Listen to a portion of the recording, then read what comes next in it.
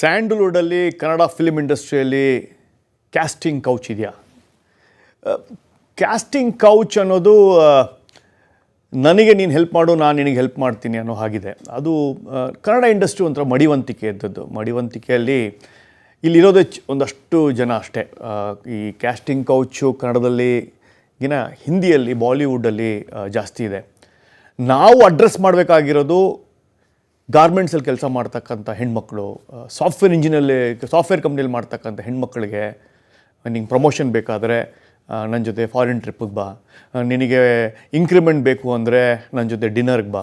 ಈ ಥರದ್ದು ಸಾಫ್ಟ್ವೇರ್ ಇಂಡಸ್ಟ್ರಿಯಲ್ಲಿ ಮತ್ತು ಗಾರ್ಮೆಂಟ್ ಇಂಡಸ್ಟ್ರಿಯಲ್ಲಿದೆ. ಈ ಎಂಟರ್ಟೈನ್ಮೆಂಟ್ ಇಂಡಸ್ಟ್ರಿಯಲ್ಲಿ ಕ್ಯಾಸ್ಟಿಂಗ್ ಕೌಚ್ ಅನ್ನೋದು is understanding. It's more of ನನ್ನ ಏಳಿಗೆಗೆ ಅಥವಾ ನನ್ನ ಒಂದು ಫೇಮ್ಗೆ ನೀನು ಸಹಾಯ ಮಾಡ್ತೀಯಾ, ನಿನ್ನ ನಾನು ಏಣಿಯಾಗಿ ಬೆಳೆಸ್ಕೊತೀನಿ, ಈ ಅಂಡರ್ಸ್ಟ್ಯಾಂಡಿಂಗ್ ಇದೆ. ಕನ್ನಡ ಇಂಡಸ್ಟ್ರಿಯಲ್ಲಿ ಬ್ಲ್ಯಾಕ್ ಮೇಲ್ ಮಾಡಿ ಅಥವಾ ನಿಮಗೆ ನಾನು ಹೆದರಿಸಿ ಇದು ಮಾಡಲಿಲ್ಲ ಅನ್ನೋದು ಇಲ್ಲ, ಅದು ಸುಳ್ಳು. ಈಗ ಬಂದಿರತಕ್ಕಂಥ ಆಪಾದನೆ ಇದೆಯಲ್ಲ, ಏನು ಒಬ್ಬ ನಟ, ಯಾವ ಪಿಕ್ಚರು ತುಂಬ 5-6 ವರ್ಷದಿಂದ ಮಾಡಿರ್ತಕ್ಕಂಥ ವಿಸಿಟಿಂಗ್ ಕಾರ್ಡ್ ಅದು, ಚೇತನ್ ಅಹಿಂಸಾ ಅಂತ. ಅವರು Periyar philosophy, Basavanna philosophy, Ambedkar philosophy, democracy philosophy, ಎಲ್ಲ ಫಿಲಾಸಫಿಯನ್ನು ಮಿಕ್ಸ್ ಮಾಡಿಕೊಂಡು ಕನ್ಫ್ಯೂಸ್ ಆಗಿರ್ತಕ್ಕಂಥ ವ್ಯಕ್ತಿನೇ ಈ ಚೇತನ್ ಅಹಿಂಸಾ. 2018ರಲ್ಲಿ ಇದೇ ಥರ ನನ್ನ ಆತ್ಮೀಯ ಗೆಳೆಯನ ಒಂದು ಅರ್ಜುನ್ ಸರ್ಜಾ ಅವ್ರ ಮೇಲೆ ಒಂದು ನಟಿ ನನಗೆ ತೊಂದರೆ ಕೊಟ್ಟಿದ್ದಾರೆ, ನನ್ನನ್ನು ಸೆಕ್ಷುಯಲಿ ಯೂಸ್ ಮಾಡ್ಕೊಂಡಿದ್ದಾರೆ, ನನಗೆ SMS ಕಳಿಸಿದ್ದಾರೆ ಅಂತೆಲ್ಲ ಹೇಳಿ ಬಂದು ಪ್ರಚಾರಕ್ಕೋಸ್ಕರ ಫೇಸ್ಬುಕ್ಕಲ್ಲಿ ಬರ್ಕೊಂಡಿದ್ದೇನು, ಮಾತಾಡಿದ್ದೇನು. ಅದಾದ ನಂತರ ಹೋಗಿ ಒಂದು FIR ಮಾಡಿ ಒಂದು ಕಬ್ಬನ್ ಪಾರ್ಕ್ ಪೊಲೀಸ್ ಸ್ಟೇಷನಲ್ಲಿ ಅದ್ರ ಬಗ್ಗೆ ರೇಪ್ FIR ಆಗಿ ಪೊಲೀಸ್ ತನಿಖೆ ಮಾಡಿದಾಗ ಅಲ್ಲಿ ಆಗಿದ್ದು ಬಿ ರಿಪೋರ್ಟ್. ಹೈಕೋರ್ಟಲ್ಲೂ ಅದನ್ನು ಖುಲಾಸೆ ಮಾಡಿ ಇದು ಕೇವಲ ಪ್ರಚಾರದ ಹುಚ್ಚಿಗೋಸ್ಕರ, ಪ್ರಚಾರದ ಒಂದು ಲೇಪ ಹಚ್ಚಿ ಅದನ್ನು ಒಬ್ಬರನ್ನ ತೇಜೋವಧೆ ಮಾಡಿದ್ರಲ್ಲ ಅರ್ಜುನ್ ಸರ್ಜಾ ಅವರನ್ನು 2018ರಲ್ಲಿ. ಅಲ್ಲೇ ಅದ್ರ ಹಿಂದೆ ಇರ್ತಕ್ಕಂಥ ಕೈವಾಡಗಳು, ಅದ್ರ ಹಿಂದೆ ಇರ್ತಕ್ಕಂಥ ಷಡ್ಯಂತ್ರಗಳು, ಯಾಕೆ ಮಾಡಿದ್ರು, ಒಂದು ಹಿಂದೂ ದೇವಸ್ಥಾನ ಕಟ್ಟಿದ್ದಕ್ಕೋಸ್ಕರ ಮಾಡಿದ್ರ ಅಥವಾ ಒಂದು ಲೆಫ್ಟ್ ಐಡಿಯಾಲಜಿ ಅವ್ರು ಮಾಡಿದ್ರ, ಎಲ್ಲ ಪ್ರಶ್ನೆಗಳಿಗೆ ಆವಾಗ ಉತ್ತರಗಳನ್ನು ಹುಡ್ಕೊಂಡು ಹೋದಾಗ ಗೊತ್ತಾಗಿದ್ದು ಇದು ಕೇವಲ ಪ್ರಚಾರಕ್ಕೋಸ್ಕರ ಮಾಡಿದ್ದು ಅಂತ.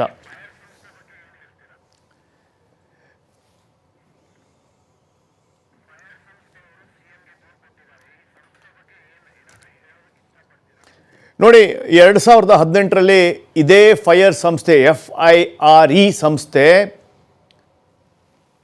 ಒಂದು ಪ್ರೆಸ್ ಕಾನ್ಫರೆನ್ಸ್ ಮಾಡಿದ್ರು. ಚೇತನ್ ಅಹಿಂಸಾ ಅವರ ಅಧ್ಯಕ್ಷತೆಯಲ್ಲಿದ್ದರು.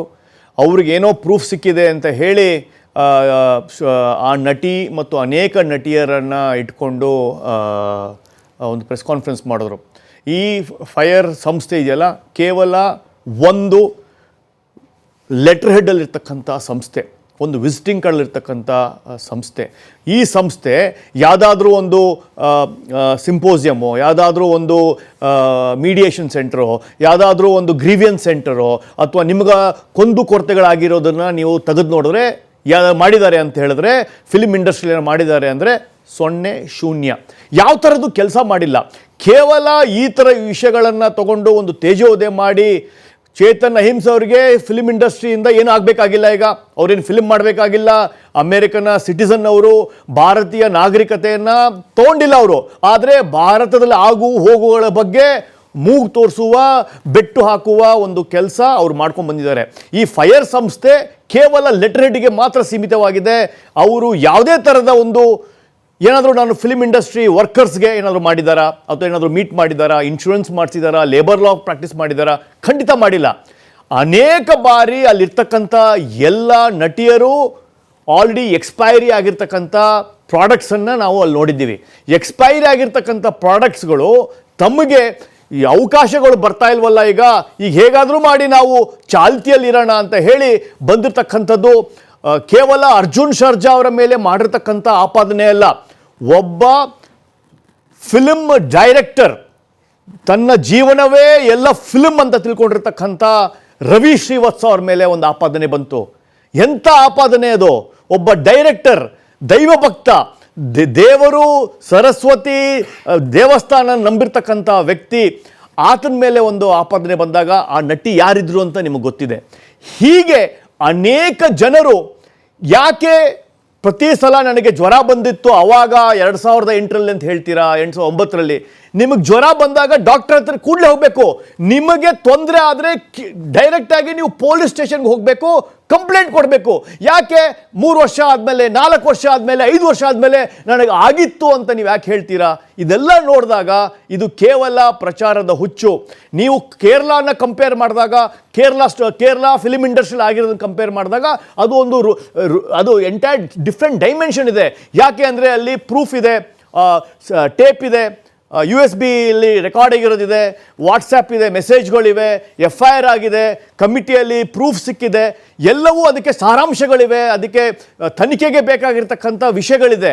ಅದನ್ನು ನೀವು ಕನ್ನಡ ಇಂಡಸ್ಟ್ರಿಗೆ ಹೋಲಿಸಿದ್ರೆ, ನಾವು ಇಂಡಸ್ಟ್ರಿ ಇರೋದೇ ಒಂದು ಕೇವಲ 200 ಕೋಟಿಯ ಇಂಡಸ್ಟ್ರಿ, 145ರಿಂದ 150 ಪಿಕ್ಚರ್ಗಳನ್ನು ನೋಡ್ತೇವೆ. ಎಲ್ಲೋ ಬೆರಳೆನ್ಸೋ ಎಷ್ಟು ಒಂದು 5ರಿಂದ 10 ಪಿಕ್ಚರ್ ಹಿಟ್ ಆಗುತ್ತೆ. ನಮ್ಮ ಕನ್ನಡ ಇಂಡಸ್ಟ್ರಿಯಲ್ಲಿ ಹೆಚ್ಚಾಗಿ ಈಗ ನಡೀತಾ ಇರೋದು ಟ್ಯಾಲೆಂಟ್ ಬೇಸ್ಡ್ ಆ್ಯಕ್ಟಿವಿಟಿ. ನೀವು ಕಾಂತಾರ ನೋಡಿರ್ಬೋದು, KGF ನೋಡಿರ್ಬೋದು. ಈ ಅವಕಾಶ ಇದೆಯಲ್ಲ, ಇದು ಎಲ್ಲೋ 1-2 ಕರಿ ಆಂಬೆಗಳು ಇದ್ದಾಗ ಯಾವುದೋ ಒಂದು ಬ್ಲ್ಯಾಕ್ ಶೀಪ್ ಅಂತ ನಾವು ಕರಿತೀವಿ, ಎಲ್ಲೋ 1-2 ಕಡೆ ಆಗಿರೋದನ್ನು ಕನ್ನಡ ಇಂಡಸ್ಟ್ರಿಗೆ ಹೋಲಿಸೋದಿದೆಯಲ್ಲ, ತುಂಬ ಅನ್ಯಾಯ, ತುಂಬ ತಪ್ಪು. ಇದು ನಮ್ಮದು talent based industry. Talent is the main key for success. ನಿಮ್ಮಲ್ಲಿ ಟ್ಯಾಲೆಂಟ್ ಇತ್ತು ಅಂದರೆ ನೀವು ಸಕ್ಸಸ್ ತೊಗೊತೀರ.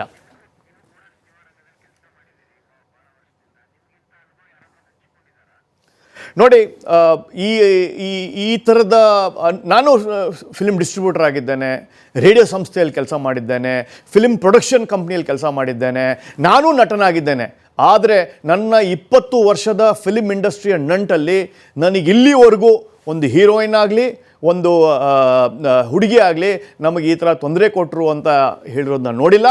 ಆದರೆ ಗಂಡು ಮಕ್ಕಳು, ಸರ್ ನಮ್ಮ ಮೇಲೆ ಫಾಲ್ಸ್ ರೇಪ್ ಕೇಸ್ ಆಗಿದೆ, ನಮ್ಮ ಮೇಲೆ ಫಾಲ್ಸ್ ಮೀಟು ಕೇಸ್ ಆಗಿದೆ ಅಂತ ಹೇಳಿ ಗಂಡು ಮಕ್ಕಳು ತಮ್ಮ ಅಳಲನ್ನು ತೊಗೊಂಡಿದ್ದಾರೆ. ಸೊ ಹೀಗಿರಬೇಕಾದ್ರೆ ಇದು ಕೇವಲ ಪ್ರಚಾರದ ಹುಚ್ಚು. ಯಾವ ನಟನೂ ಒಂದು ಹಂತಕ್ಕೆ ತಲುಪಾದ ಮೇಲೆ ಎಲ್ಲವೂ ಒಂದು ತಟ್ಟೆಗೆ ಬಂದು ಬೀಳ್ತಾ ಇರಬೇಕಾದ್ರೆ ಬೇರೆಯವರ ತಟ್ಟೆಯಲ್ಲಿ ಕೈ ಹಾಕಿ ಊಟ ಮಾಡುವಷ್ಟು ದುರ್ಗತಿ ನಮಗೆ ಬಂದಿಲ್ಲ. ಇದು ಕನ್ನಡ ಇಂಡಸ್ಟ್ರಿಯಲ್ಲಿ ಇಲ್ಲ. ಬಾಲಿವುಡ್ಡಲ್ಲೂ ಅದನ್ನು ಪ್ರೂವ್ ಮಾಡೋಕ್ಕೆ ಹೋಗಿ ಇದು ಕೇವಲ ಒಂದು ಲೆಫ್ಟ್ ಐಡಿಯಾಲಜಿ, ಇದನ್ನು ಏನೋ ಒಂದು ಕಡೆ ಒಂದು ತೇಜೋದಯ ಮಾಡಬೇಕು, ಸಂಸ್ಥೆನ ತೇಜೋದಯ ಮಾಡಬೇಕು, ಇಂಡಸ್ಟ್ರಿನ ತೇಜೋದಯ ಮಾಡಬೇಕು ಅಂತ ಮಾಡಿರ್ತಕ್ಕಂಥ ಹುನ್ನಾರ. ಈ ಹುನ್ನಾರಕ್ಕೆ ನಾವೆಲ್ಲ ಬಲಿಯಾಗಬಾರ್ದು.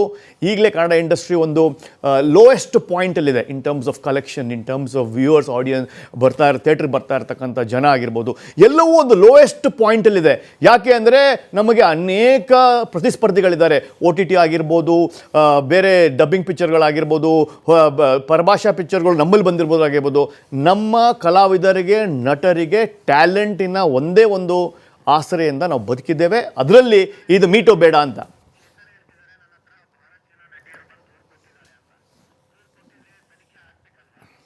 ನೋಡಿ, ಈ ಚೇತನ್ ಅಹಿಂಸೆ ಎಂದ ಅವಿವೇಕಿ ಪ್ರತಿ ಸಲ ಯಾವುದೋ ಒಂದು ಸಬ್ಜೆಕ್ಟನ್ನು ತಗೊಂಡಾಗ, ನಮ್ಮ ಮೀಟು ಕೇಸಲ್ಲೂ ಆತ ಪ್ರೆಸ್ ಕಾನ್ಫರೆನ್ಸ್ ಮಾಡಿದ್ದ 2018ರಲ್ಲಿ.